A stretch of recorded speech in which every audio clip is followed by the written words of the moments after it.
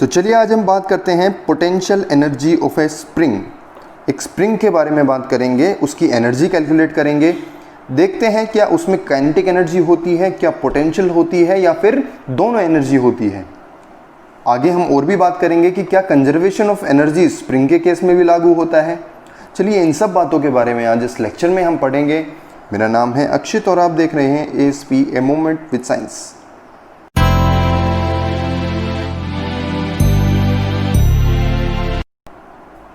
तो चलिए बात करते हैं स्प्रिंग की। स्प्रिंग हमने एक कंसिडर कर लिया, कोई भी एक इलास्टिक स्प्रिंग जो कि नेग्लिजिबल मास का है।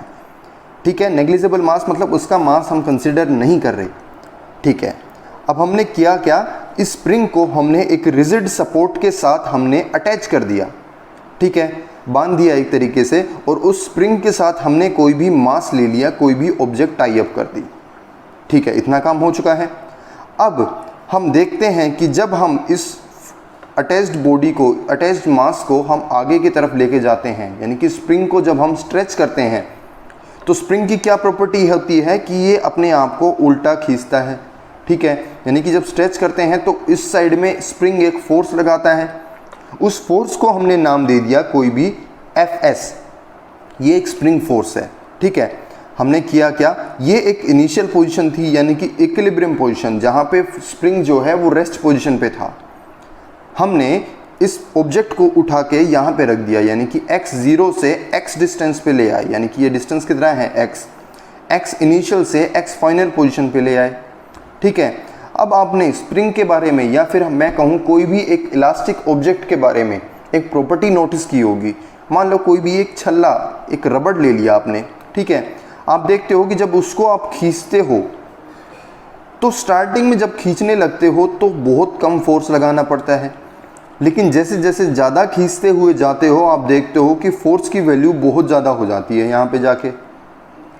यानी कि हम कह सकते हैं कि जो स्प्रिंग का भी केस होता है, जो Fs यानी कि स्प्रिंग फोर्स होता है, जब डिस्टेंस कम होता है, x की वैल्यू कम होती है तो फोर्स बहुत कम होता है, लेकिन जब x की वैल्यू इंक्रीज़ करते हैं, यानी कि इसको ज़्यादा खींचते हैं, तो फोर्स बहुत ज़्यादा लगाना पड़ता है, यानी कि स्प्रिंग फोर्स होता है वो बहुत ज़्यादा हो जाता है। यहाँ से हम कह सकते हैं कि जो Fs होता है वो डायरेक्टली प्रोपोर्शनल होता है x के, यानी कि जितना x की वैल्यू ज़्यादा उतनी ही स्प्रिंग फोर्स की वैल्यू ज़्यादा। ये तो थी कॉमन सेंस की बात। अब इसी को ही एक लॉ के फॉर्म में हम पढ़ते हैं, जिसे हम नाम देते हैं हुक्स लॉ। ये आप चैप्टर नंबर 7 आगे जाके पढ़ोगे, मैकेनिकल प्रॉपर्टीज ऑफ सॉलिड्स में। क्या ये जो एक लॉ होता है Fs is directly proportional to x। ठीक है, ये आगे जाके आप एक लॉ के फॉर्म में पढ़ेंगे। अभी हम क्यों ले रहे हैं, क्योंकि हमें F फोर्स की वैल्यू चाहिए ताकि हम वर्क डन कैलकुलेट कर सकें। ठीक है, अब ये प्रोपोर्शनलिटी हटाने के लिए हम एक कांस्टेंट लगाते हैं। हमने मान लिया कोई भी एक कांस्टेंट लगा दिया k, जिसको हम नाम देंगे spring constant Fs equal to kx। अब यहाँ पे एक माइनस साइन और लगा रखा है हमने, वो क्यों लगाया, देखो इस पिक्चर में, देखो इस वाली पिक्चर में, जब हम बॉक्स को यहाँ से यहाँ पे लेके गए, यानी कि x को पॉजिटिव डायरेक्शन में लेके गए, तो हम देखते हैं जो स्प्रिंग फोर्स लगाता है वो किस डायरेक्शन में लगाता है, ऑपोजिट डायरेक्शन में। यानी कि जो x की डायरेक्शन है और Fx की डायरेक्शन है, दोनों की डायरेक्शन अपोजिट है। और वेक्टर्स ने हमें बताया है कि जब डायरेक्शन आपको अपोजिट दिखानी है तो आप क्या कर सकते हो, आगे एक नेगेटिव साइन लगा के बता सकते हो। तो यहाँ पे नेगेटिव साइन है, वो क्या दिखा रहा है, अपोजिट डायरेक्शन को शो कर रहा है। यहाँ पे बात क्लियर है यहाँ तक। अब देखो आगे हम एक चीज़ और पढ़ लेते हैं लगे हाथ। जब हमने k की वैल्यू पुट की है तो हम k की डायमेंशंस भी स्टडी कर लेते हैं। जो k की SI यूनिट होती है, मैंने आपको बताया था जब किसी की भी यूनिट निकालनी हो तो आप उसके फॉर्मूला पे जाओ। k की यूनिट निकालनी है तो k को अकेला छोड़ दो, बाकी सबको एक साइड ले आओ, यानी कि x को हम इस साइड ले आएंगे, Fs अपॉन में x। ये फोर्स है, ये डिस्प्लेसमेंट है। फोर्स की वैल्यू न्यूटन और डिस्प्लेसमेंट की मीटर, तो क्या आ जाएगी, न्यूटन पर मीटर। ये कई बार आपको 1 या 2 मार्क्स में पूछ लिया जाता है। क्लियर है यहाँ तक। अब देखो जो स्प्रिंग का ये फोर्स है, क्या ये फोर्स कांस्टेंट है, क्या जो यहाँ पे फोर्स था और यहाँ पे जो फोर्स है इस स्प्रिंग के अंदर, क्या ये कांस्टेंट है या वेरिएबल है, बिल्कुल वेरिएबल है। अब ये भी बताया कि यहाँ जो फोर्स लगाते हैं इसको खींचने में वो कम लगता है, लेकिन यहाँ पे लाने के बाद जब और खींचने लगते हैं तो वो फोर्स ज़्यादा होता है। यानी कि हम कह सकते हैं कि जो फोर्स है वो यहाँ पे अलग है, यहाँ पे अलग है, यानी कि हम ये बात बोल सकते हैं कि जो फोर्स है वो एक वेरिएबल फोर्स है यहाँ पे। और आपने अभी पढ़ा था जब वेरिएबल फोर्स होता है तो उस केस में हम डायरेक्ट ये फॉर्मूला नहीं रख सकते F equal to F into W equal to F into X. ये हम फॉर्मूला डायरेक्ट नहीं रख सकते क्योंकि फोर्स की वैल्यू वेरी करती है तो वर्क डन की वैल्यू हर केस में वेरी करेगी। तो इस केस में हम किस चीज़ का यूज़ करते हैं, इंटीग्रेशन का यूज़ करते हैं। क्या करते हैं, हम एक स्मॉल एरिया लेते हैं, एक स्मॉल डिस्प्लेसमेंट लेते हैं जहाँ पे फोर्स की वैल्यू कांस्टेंट है और उसको लेके हम टोटल को हम इंटीग्रेट कर देते हैं, यानी कि टोटल को हम जोड़ देते हैं। ठीक है, तो कैसे करेंगे, हमने मान लिया कोई भी एक स्मॉल वर्क डन हुआ dw, किस फोर्स के द्वारा, कोई भी एक फोर्स है, कंजर्वेटिव फोर्स है, सॉरी कंजर्वेटिव के बारे में तो हम आगे डिस्कस करेंगे। कोई भी एक फोर्स है जो कि डेल्टा एक्स कोई भी एक स्मॉल डिस्प्लेसमेंट के लिए लग रहा है। इस फिगर में देखो यहाँ पे, यहाँ से हम यहाँ तक चले, मान लो एक डेल्टा एक्स डिस्टेंस कवर किया, हमने मान लिया कि इतनी दूरी में जो फोर्स है वो वेरिएबल ना होके कांस्टेंट है। कांस्टेंट है तो यहाँ से यहाँ तक हम वर्क डन निकाल सकते हैं। स्मॉल वर्क डन है dw इजल टू में force into displacement F into delta x. अब निकालना कहाँ से कहाँ तक है, इनिशियल से फाइनल तक।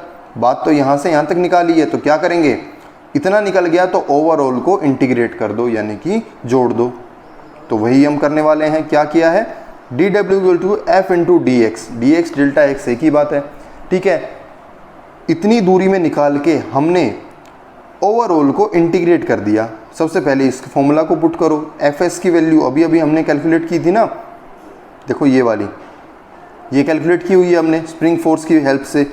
तो यहाँ से एफ एस की वैल्यू पुट करेंगे माइनस के एक्स इंटू डी एक्स। तो डी डब्ल्यू कितना आ जाएगा, इसकी वैल्यू पुट करो, इसको इंटीग्रेट करना है, यानी कि टोटल वर्क डन निकालना है स्प्रिंग के द्वारा।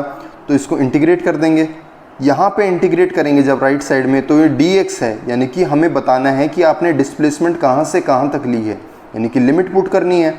लिमिट पुट करने के लिए यहाँ फिगर पे जाओ, कहाँ से कहाँ तक चले हैं हम, एक्स आई से एक्स एफ तक चले हैं। तो यहाँ पे हम लिमिट पुट कर देंगे, कहाँ से कहाँ, एक्स आई से एक्स एफ तक लिमिट आ गई। फॉर्मूला आ गया के एक्स इंटू डी एक्स। इस साइड भी लिमिट पुट करना चाहो तो कर सकते हो, 0 से डब्ल्यू एस, ऐसे कोई ज़रूरत होती नहीं है। यहाँ पे डब्ल्यू एस यहाँ पे आ गया, इसको इंटीग्रेट करना है, डी एक्स के रिस्पेक्ट में इंटीग्रेट करना है। तो इस में देखो जो वेरिएबल है वो डी एक्स के हिसाब से कौन कौन चेंज होता है। क्या के चेंज होता है, नहीं, क्योंकि के तो कांस्टेंट है, तो के को हम बाहर ले आए। क्या एक्स चेंज होता है डी एक्स से, बिल्कुल होता है, ये तो वेरिएबल खुद है। तो हमें इंटीग्रेशन करना है x इंटू डी एक्स का। इंटीग्रेशन में मैंने आपको बताया था कैसे करते हैं, जो पावर होती है उसमें एक ऐड करो और उसी से ही डिवाइड कर दो। इसकी पावर क्या है, 1, तो 1 + 1 अपॉन 1 + 1 यानी कि एक्स स्क्वेयर अपॉन 2, ये इसका इंटीग्रेशन आ गया। तो लिख दिया एक्स स्क्वेयर अपॉन 2, इंटीग्रेशन लिख दिया। अब क्या करेंगे, upper limit minus lower limit, ये अगला स्टेप होता है। जब इंटीग्रेशन निकाल लो तो आप upper limit minus lower limit रखो। तो यहाँ से क्या आ जाएगा, हाफ, ये के बाहर है, ठीक है, तो क्या आ जाएगा, x F square minus x I square, ठीक है, माइनस साइन बाहर है। जब माइनस को अंदर मल्टीप्लाई करोगे तो ये प्लस का हो जाएगा, ये माइनस का हो जाएगा। तो अल्टीमेटली क्या आंसर आ जाएगा, ये आपके पास आ गया वर्क डन की वैल्यू। ये कौन सा काम है, work done by the spring, ये स्प्रिंग ने जो काम किया वो निकला है हमारे पास। ठीक है, ये तो बात थी जब हम इसको इनिशियल से फाइनल पोजीशन तक लेके आए। अगर हमें निकालना हो कि स्प्रिंग ने कितना काम किया जब ऑब्जेक्ट को यहाँ से हम यहाँ पे लेके आए और छोड़ दिया हमने, यानी कि ऑब्जेक्ट कहाँ से कहाँ गई, यहाँ पे गई और स्प्रिंग ने इसको वापस खींच लिया, यानी कि इनिशियल पोजीशन कौन सी है, एक्स आई, फाइनल पोजीशन कौन सी है, फिर से एक्स आई, क्योंकि ऑब्जेक्ट यहाँ से जाके यहाँ पे आ गई वापस। यानी कि लिमिट में इस बार क्या पुट करेंगे, लिमिट में पुट करेंगे एक्स आई से एक्स आई तक। ये कौन सा केस है, जब ब्लॉक पुल किया हमने एक्स आई से और अलाउड टू रिटर्न एक्स आई। पहले तो हमने आधे रास्ते का निकाला था, x = 0 से x तक, लेकिन अब हम निकाल रहे हैं पूरे रास्ते का। तो लिमिट कहाँ से कहाँ आ जाएगी, एक्स आई से एक्स आई। तो यहाँ पे पुट करोगे तो एक half K X square minus half K x आई स्क्वायर कितना आ जाएगा 0। यानी कि जो स्प्रिंग ओवरऑल काम करता है कहाँ से कहाँ तक, यहाँ से दोबारा यहाँ पे जाके वापस यहाँ पे आने में, वो कितना आ गया आपके पास 0, यानी कि स्प्रिंग ने कोई काम नहीं किया। तो इन सब बातों से ये जितनी भी बातें निकल के आई है, यहाँ से कुछ कंक्लूजन निकल के आता है हमारे पास। वो क्या, सबसे पहले कंक्लूजन क्या है, जो स्प्रिंग फोर्स है यानी कि Fs है वो क्या है, डिपेंडेंट ऑन द पोजीशन। ये किससे क्लियर हुआ, हुक्स लॉ से। भाई पोजीशन पे डिपेंड करता है, नहीं करता। भाई यहाँ पे x की वैल्यू 0 थी, यहाँ पे फोर्स कुछ अलग था, x = x, यहाँ पे कुछ लेके आए तो फोर्स की वैल्यू अलग हो गई, यानी कि पोजीशन पे डिपेंड करता है, पहली बात। दूसरी बात, क्या इनिशियल और फाइनल पोजीशन पे डिपेंड करता है, बिल्कुल करता है। कैसे, अगर यहाँ पे इनिशियल फाइनल पोजीशन xi और xf ली तो वर्क डन की वैल्यू ये आई। अगर यहाँ पे इनिशियल पोजीशन और फाइनल पोजीशन चेंज कर दी हमने तो यहाँ पे वर्क डन 0 हो गया। यानी कि क्या ये पोजीशन डिपेंडेंट फोर्स है, बिल्कुल है, यानी कि ये पोजीशन पे डिपेंड करता है। तीसरी चीज़ क्या निकल के आई, जो work done by the spring force है इन द साइक्लिक प्रोसेस वो 0 है।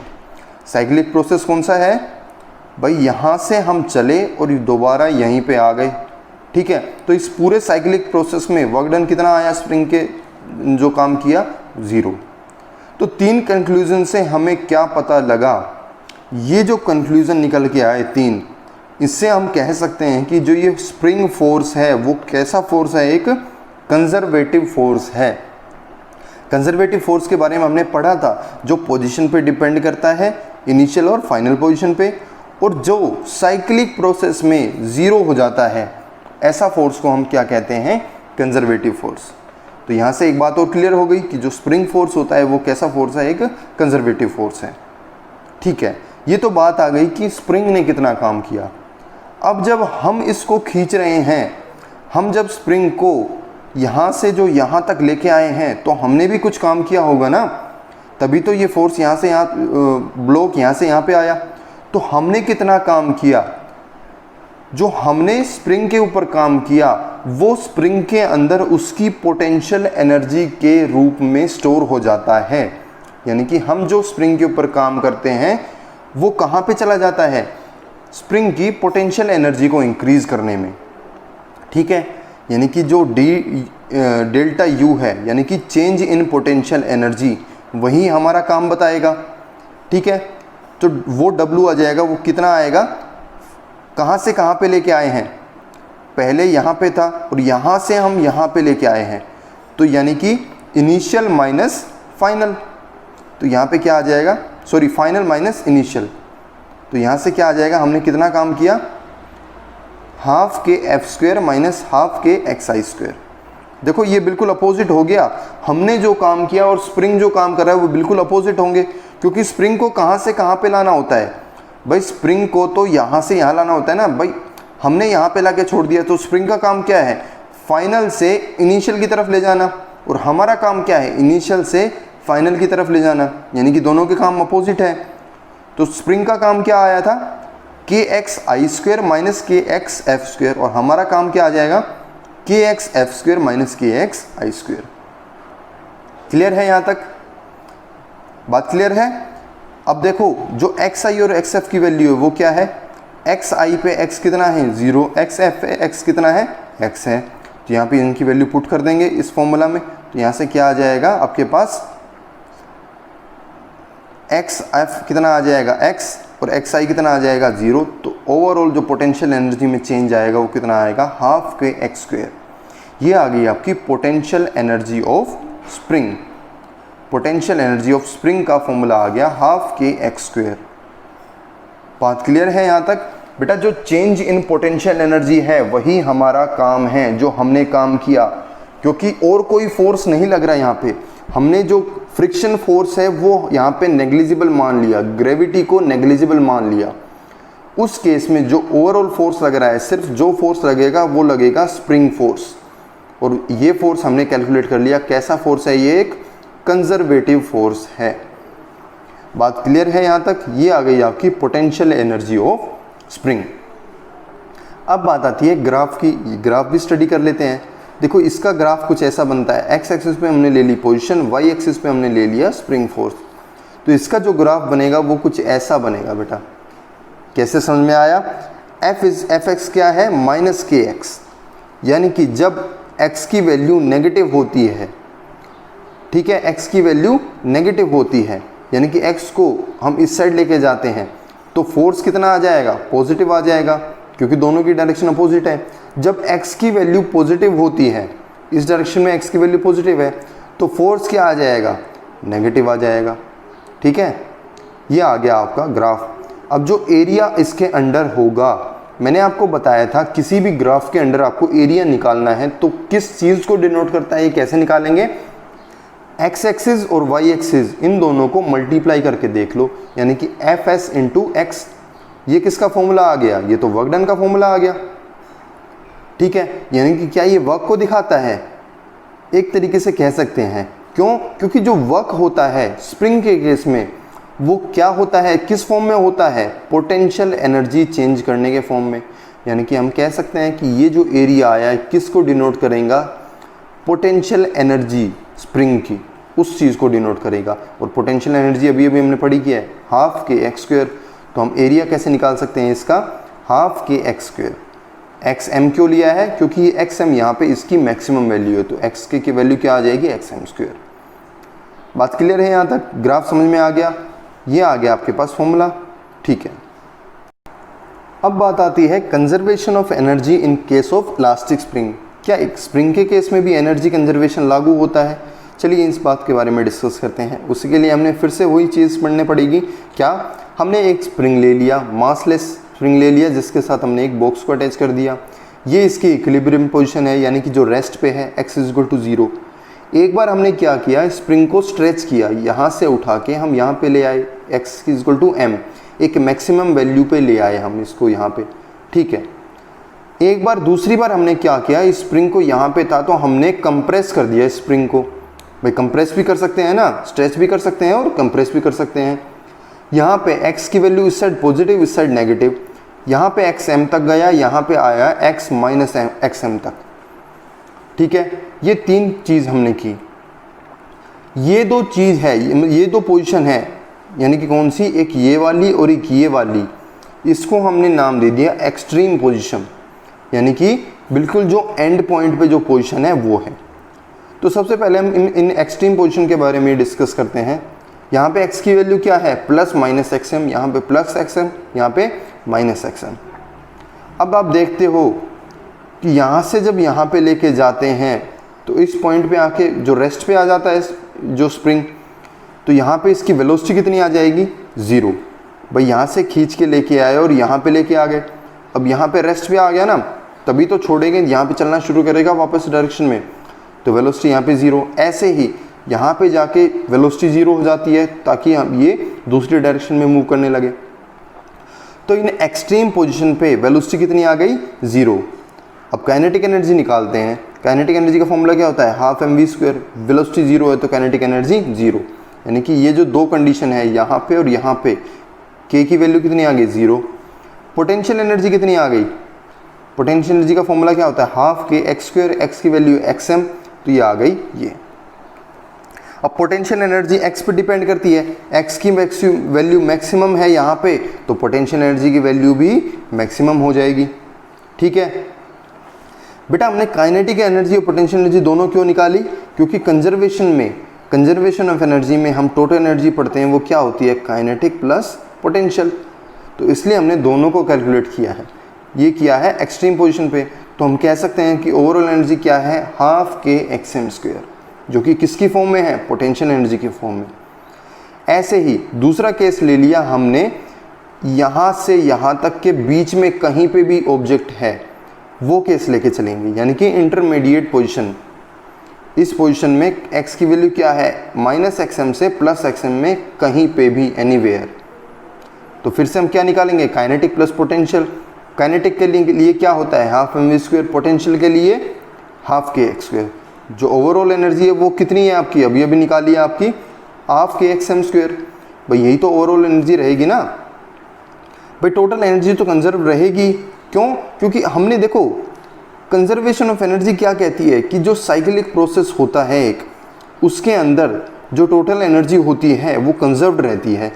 ये साइक्लिक प्रोसेस तो अभी अभी हमने प्रूव कर दिया, तो हम एज्यूम कर सकते हैं कि यहाँ पे जो एनर्जी है वो क्या है, कंजर्व्ड है।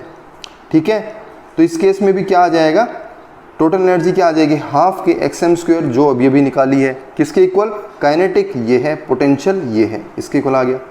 तो यहाँ से जो काइनेटिक एनर्जी है यानी कि हाफ एम वी स्क्वायर है, ये कैसे निकलेगी, इसको इस साइड ले जाओ तो क्या आ जाएगा, half K X M square minus X square, M से एम कैंसिल हो जाएगा। ठीक है, और सॉरी एम कैंसिल नहीं होगा, हाफ से हाफ कैंसिल हो जाएगा, तो m को इस साइड ले आओ, k बाई एम हो जाएगा, तो v कितना आ जाएगा, अंडर रूट लगा दो, ये आ गई वेलोसिटी की वैल्यू। ये वेलोसिटी कौन सी आई है, ये जो यहाँ से यहाँ तक पोजीशन है, इसके बीच में किसी भी पॉइंट पे रेंडमली आपको वेलोसिटी निकालनी है। इसके ऊपर न्यूमेरिकल कई बार पूछा जाता है, तो इस वेलोसिटी को कैसे निकालेंगे, ये आपका फॉर्मूला होता है। ठीक है, अब ये तो बात आ गई इक्विलिब्रियम पोजीशन की, सॉरी इंटरमीडिएट पोजीशन की।